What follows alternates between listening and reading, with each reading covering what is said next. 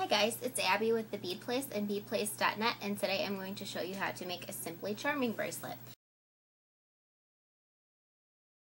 So I have here a small selection of charms, and on each charm I've already added a 5mm jump ring. I also have a fairy ribbon and a toggle clasp, to which I've also added 5mm jump rings. So I'm going to arrange my charms on my work surface in front of me so that they're all facing the correct direction and so that they are in an order that I like. So I'm going to take my fairy ribbon and find the center and string my center charm down to the center. So make sure it's facing the direction that your charms are facing on the work surface towards you. So what you're going to do then is tie the beginning of a square knot. So I've just made a loop and pulled the tail end through it, and I'm going to tighten it, but make sure that you're not squeezing it or pulling it super tight so that your knot doesn't get so tight that we can't undo it. So make sure that you're about in the center, which I am, and move on to the next charm. So I'm going to string my next charm on,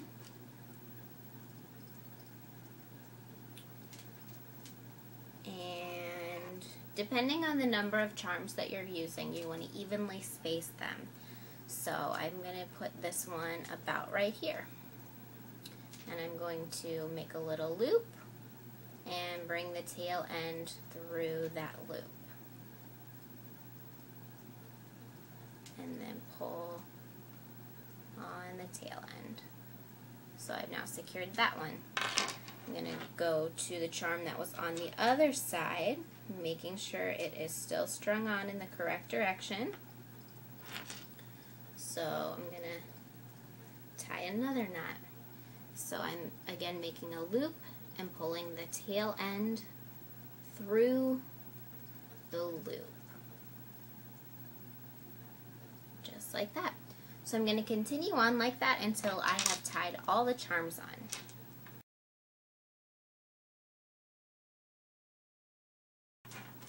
Okay, so I have tied all of the charms on, and they are pretty well even. Now since I left them kind of loose, what I can do is kind of arrange them if I need to make ones a little bit closer to another charm, or just kind of move them around so that they fit a little bit better.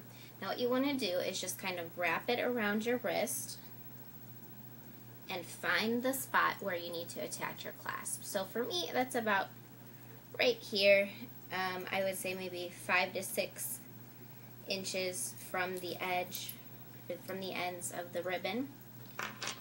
So you're going to hold that spot on one side and string on your toggle clasp.